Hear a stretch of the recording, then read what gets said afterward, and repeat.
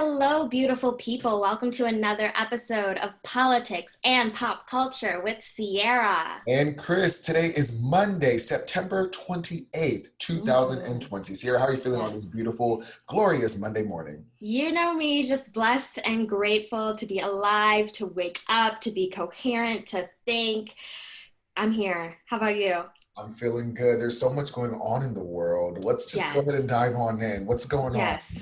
All right. So, the New York Times investigated an explosive report for Donald Trump. He paid no federal income taxes whatsoever in 10 out of the 15 years beginning in 2000 because he reported losing significantly more than he made. In both the year he won the presidency and his first year in the White House, Trump paid just $750. That's it. No more, not 750,000, just $750 in federal income taxes. Um, the payment details more than 2 decades of tax information. It reports extensive financial losses and years of tax avoidance. And get this, and this is where rich people just like really have me messed up, is like they try and say, oh, welfare is draining the government. All of this government assistance is draining the government. But rich people with their tax refunds, with their tax breaks, like that's the same thing as government help. You know what I Right. mean? And so, where is it? So he said the tax information obtained by the Times also reveals Trump has been fighting the IRS for years over whether losses he claimed should have resulted in nearly a $73 million refund. My goodness. I think, first of all, that's cool. Like, okay. But this is definitely politically motivated. I mean, all of this, I feel like as we get closer and closer to election day, which is November 3rd, hope you all are registered to vote, we are Mm-hmm. going to get more smear campaigns, more smear tactics. I remember in 2016, I think Hillary Clinton was the front runner until the emails hit. Like the Right. emails were really the deterrence of why Hillary Clinton really didn't win because that turned a lot of people off. So I Yeah. feel like as we study history, we always see there's nothing new under the sun. People are going to be looking for that story that they can gravitate to, that narrative, because it doesn't always necessarily mean facts. Like sometimes people don't care about facts; they just care about a narrative, a chant, a story. Lock her up. Black Lives Matter. They don't really want to understand the intricacies of cases and facts. They just want a narrative. So I feel Mm-hmm. like I don't care how much money Donald Trump does or does not have. Like that doesn't affect my life. I don't think that even impacts his presidency or his capabilities of doing the job. I just think this is just a smear tactic because we're getting closer to election day. So it's like, let's put the New York Times out there, which is more leaning towards the left. And let's just say we can do to get people talking and thinking to create a narrative that can go and lead to Donald Trump's demise.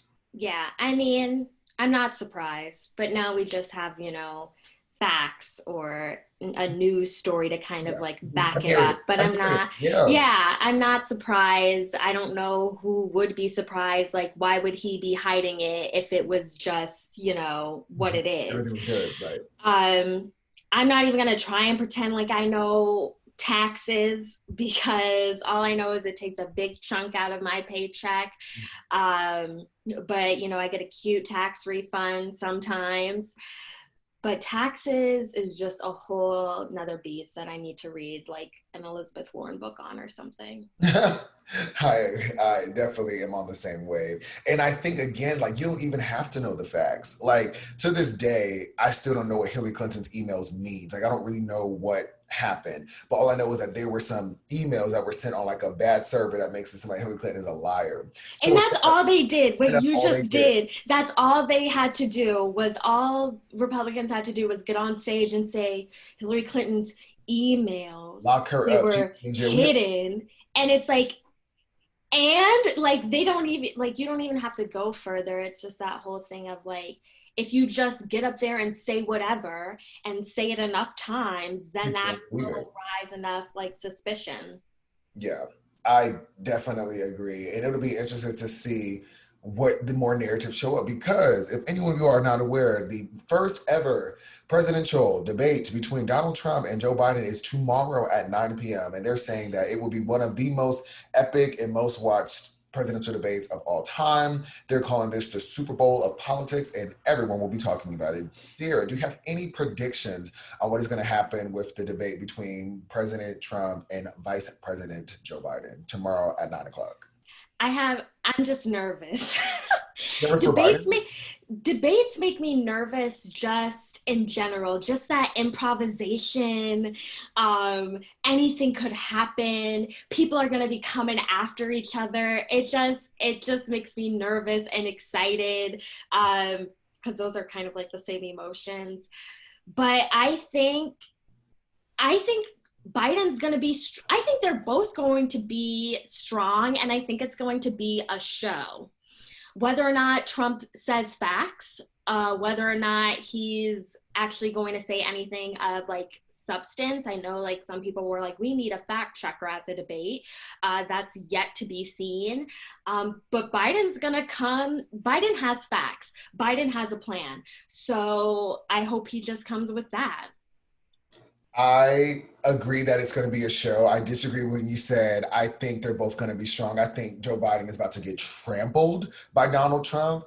I think when we look at the 2016 primary Republican debates, when Donald Trump stood in the middle, do you remember that image of him like standing in the Yes. middle stage with like all those people up there, and he just was punching and knocking down everybody. Jeb Bush, Ben Carson, he was just swinging. So I think Donald Trump on the debate stage is very dangerous because he knows how to captivate a crowd. He knows how to Yes, talk. He knows how to give a show. He's a showman. he is. So I think that the only reason why I think people are even voting for Joe Biden in the first is because they're just anti-Trump. I don't think there's anything that Joe Biden says that's compelling and it's gonna convict you to want to vote for him. I But think I a lot of do. people are voting for Biden because they don't like Trump. So Trump is gonna get on that stage, he's gonna be himself, and I see Biden in my head stumbling, flipping up. He couldn't even handle Kamala Harris. I see him just getting trampled on because he wasn't even the strongest in the primary Mhm. Democratic. He was not the strongest one night. Elizabeth Warren did better than he did. Julian Castro did better than he did. Even Marianne Williamson had more sound bites My than Biden girl. did during the Democratic primaries. So I'm expecting to see an all-out blowdown. I'm expecting to see him demolish Biden. And I don't think it's going to help or hurt. I think people know who they're voting for no matter what. But I feel Mhm. like we're tuning in for entertainment at this point. Yeah, that's why they air it on all of these television networks. They're making money from our views. But Joe Biden has a temper. Like Joe Biden can get, like if he's pushed there, if he wants to go, I think Joe Biden can go. So it just all depends. What It all examples do you have of Joe Biden going that you can cite to where you really saw him pipe up and land some punches and land some blows? not on the debate stage, but just, an unfortunate one was when he got up in the camera and was like, you ain't black. Like that was an angry moment for him. So if he can channel that in something that actually makes sense, and something with equal passion, I think it can work. And that's the biggest thing that you said, like, if he can, because I will argue that he can't. Like, I already know who I'm voting for. Like, I'm Mm-hmm. ready to go to the polls October 6th. I'm going in person and early. Yeah.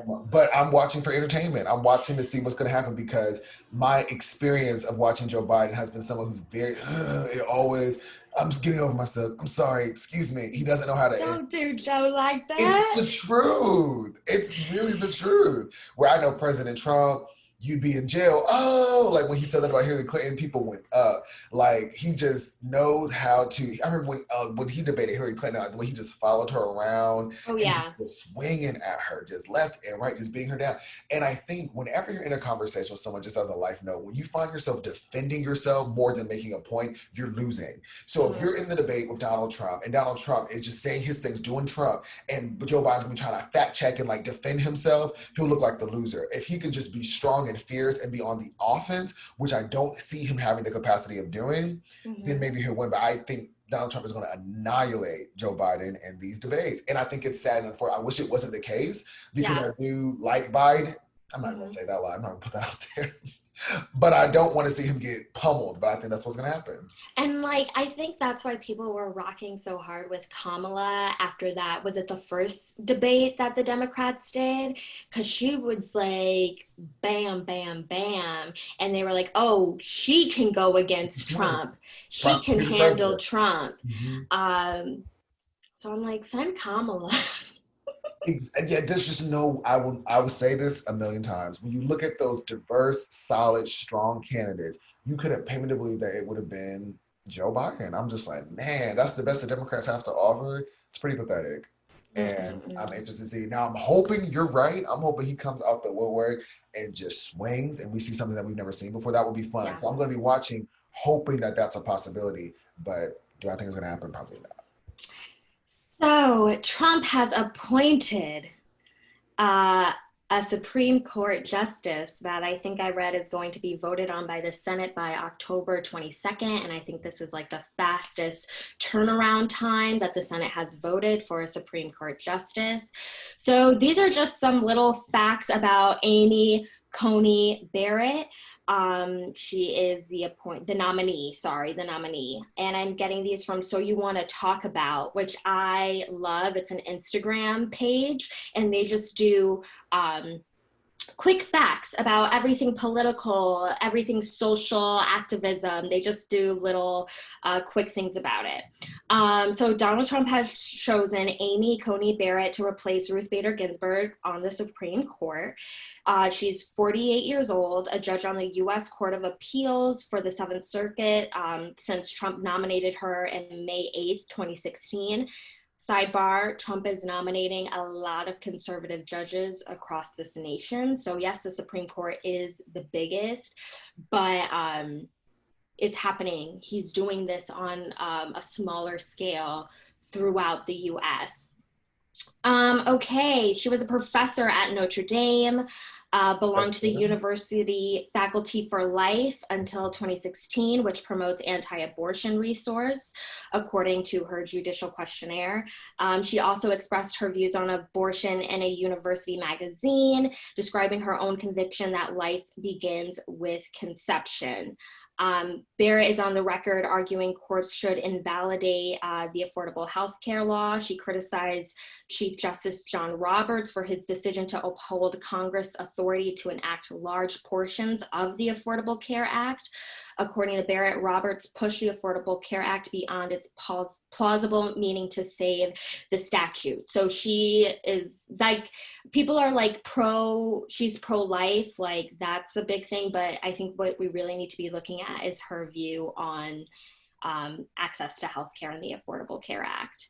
And it just goes on. She's Second Amendment, very conservative, very constitutionalist,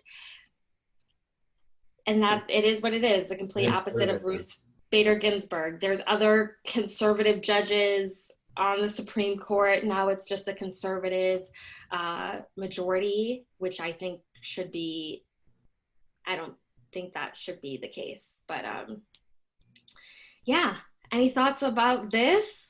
I think, like you said, it is what it is. We had Ruth Bader Ginsburg, who was very progressive, really reaching for equality, and now Mm-hmm. we have someone who's arguably the opposite, literally in the antithesis of what RGB was. And so I feel like if you're really into this and really like someone who's into women's rights and into if abortion is a major issue for you and a lot of these conservative ideas, then you're going to feel away Mm-hmm. because her replacement is, it would be one thing if it was a continuation where it's like, oh, I'm someone who advocates and for women, and then we have someone else who kind of does the same type of teaching, same Mm-hmm. type of framework. But to have us go from north to south, from hot to cold, literally opposite sides of the spectrum swapping, Yeah. that's gonna, anytime there's change, there's always disruption and growing pains. So I just think, ooh, this is just really bad. If this is the woman that really takes that seat, because it's a complete opposite of where Ruth Bader Ginsburg really was politically and in her Yeah. ideologies. And I think it's just another example, like, for Black people, all skin folk ain't kinfolk. And I think, like, just because it's a woman doesn't mean that she's necessarily for women's rights and women's freedoms. Um, but Congress, nothing is permanent. I think a lot of times, like with the government, like people think like the world is over, it's permanent. Like if she's on there, like this will disrupt us for like decades and decades and decades. Um, I the government can change. Congress can vote to expand the Supreme Court. So they can add members if it is, you know, a Democratic majority and the Congress decides that they want to expand the number of justices, they have the right to do that. Um, so there's always ways, you know, checks and balances in the government. It works in mysterious ways. Like they're supposed to check each other for moments like this. In my personal opinion, I don't think Supreme Court justices should have lifetime appointments. And I don't think that I don't think it should be like conservative versus like progressive. Like I think it should be an even number of Both parties, yeah, yeah. that just makes sense for this position. Like this isn't Congress, this isn't the Senate. There's not I don't think there should be a majority and a minority, therefore to push certain beliefs ahead. I think it should always be evenly split or completely non-biased. Which is kind of unrealistic. It There's is. always going to be some type of bias because we're humans. You're right. But that's just what I think. And I think the president should make sure to keep that balance.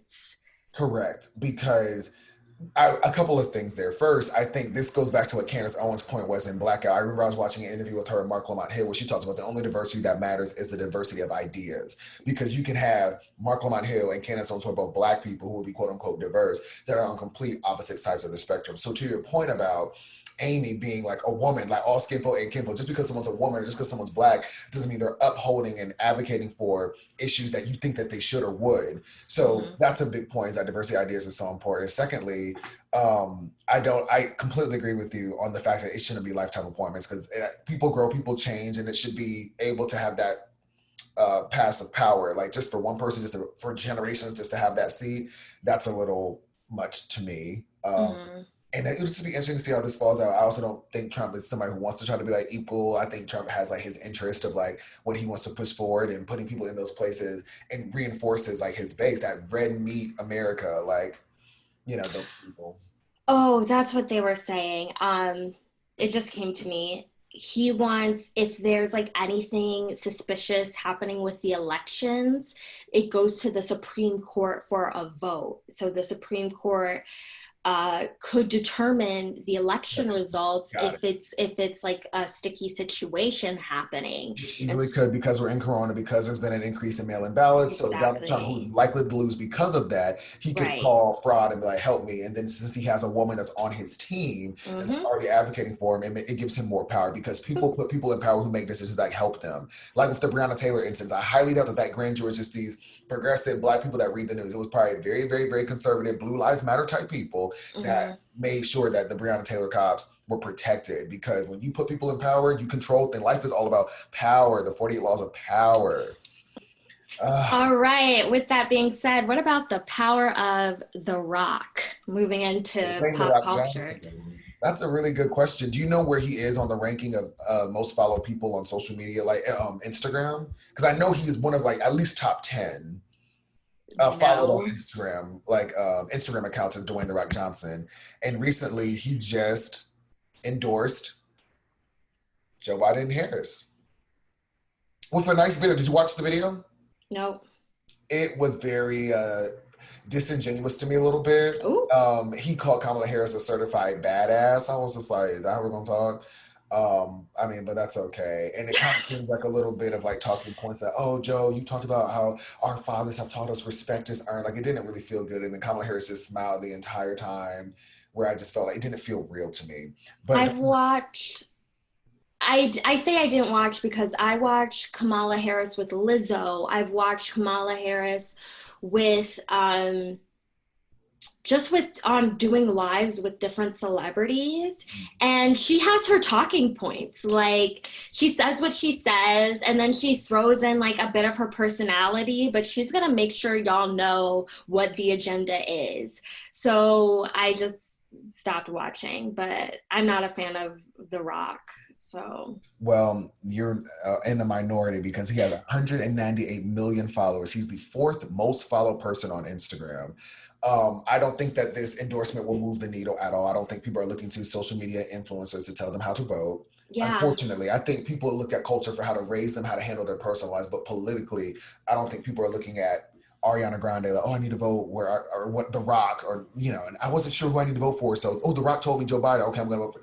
I don't see that because I remember when Taylor Swift came out and she endorsed a liberal uh, governor, maybe. I hate that I don't know the facts, where Yeah. she endorsed On some her documentary. I heard all of that, Mm-hmm. and that woman still lost. Like that woman, Mm-hmm. that Taylor Swift, was one of the most famous people in the world, one of the most successful musicians of our time. Her Yeah. endorsement meant nothing. Yeah. So when I looked at the way that Taylor Swift endorsed that woman and she still lost, I'm like, none of y'all's vote means anything because no one's looking to celebrities and pop culture figures for them what to do politically. When Right. Beyonce and Jay-Z endorsed Hillary Clinton, did Hillary Clinton win? Even though Beyonce was in her bag, that was when Lemonade was like popping. It Mm-hmm. did nothing. So, like, she didn't win. She didn't win.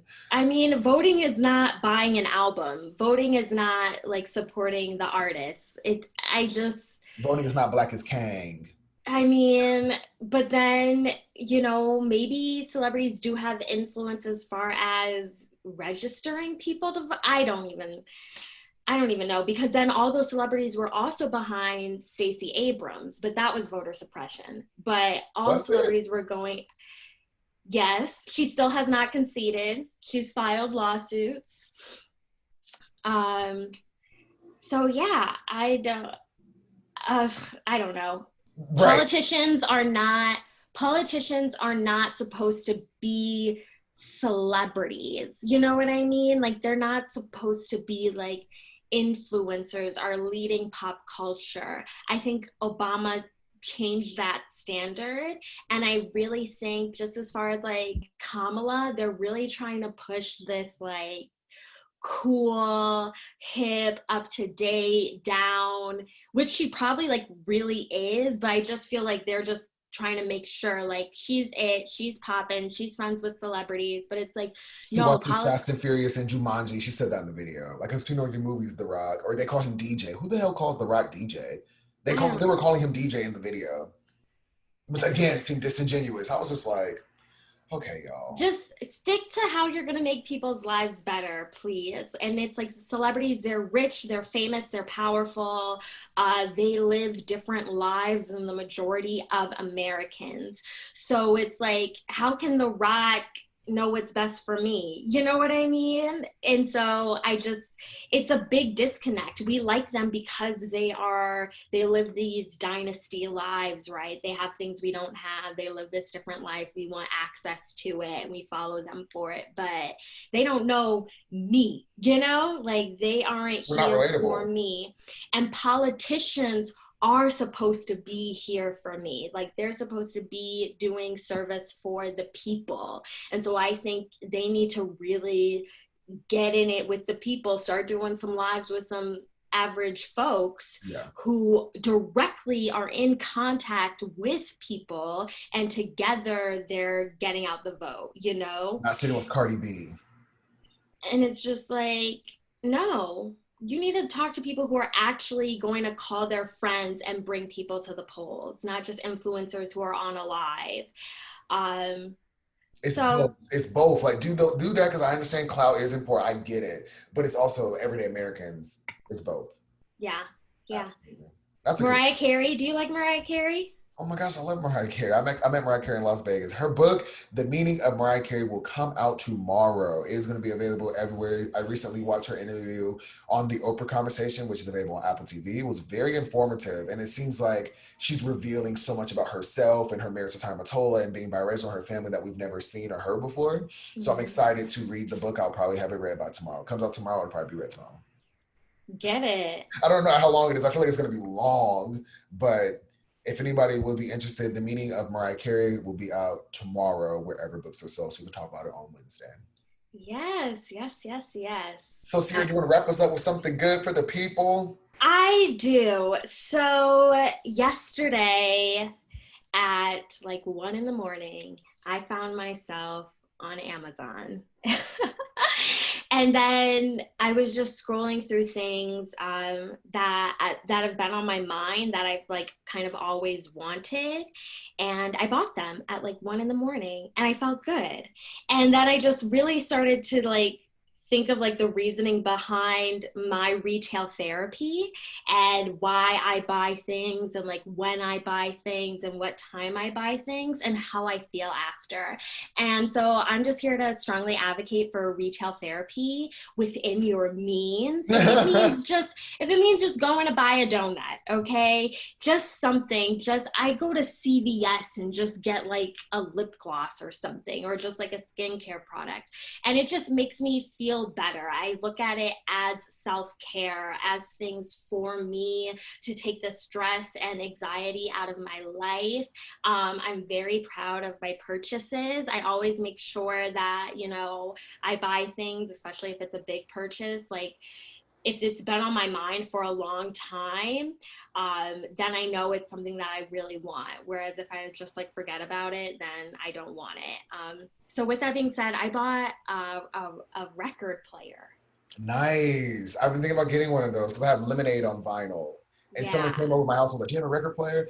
Does it do everything or does it just play records like So yeah, so it connects to your phone, Bluetooth, it acts as a speaker as well, and headphones. So I how much got you a little pay for it?" suitcase one. Um, like 39.99. That's it? Yeah, it's a little suitcase one. We'll see how well it works.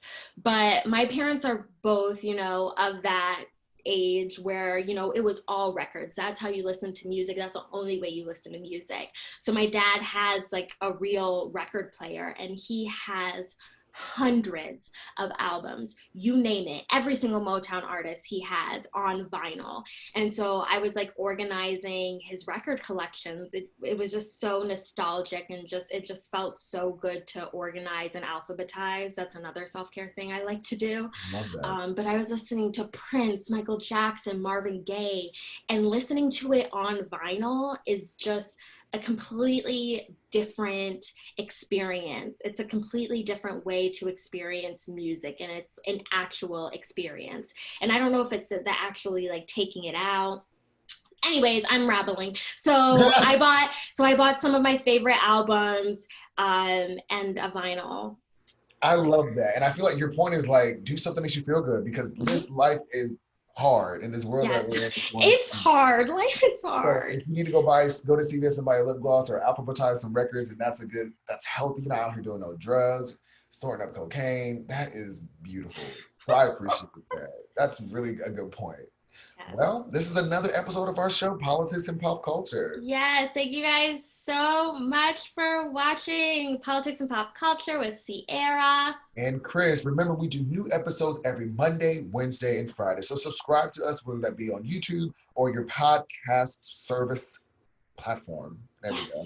yes. And we'll see Have you a all good next day. time. Bye. Bye.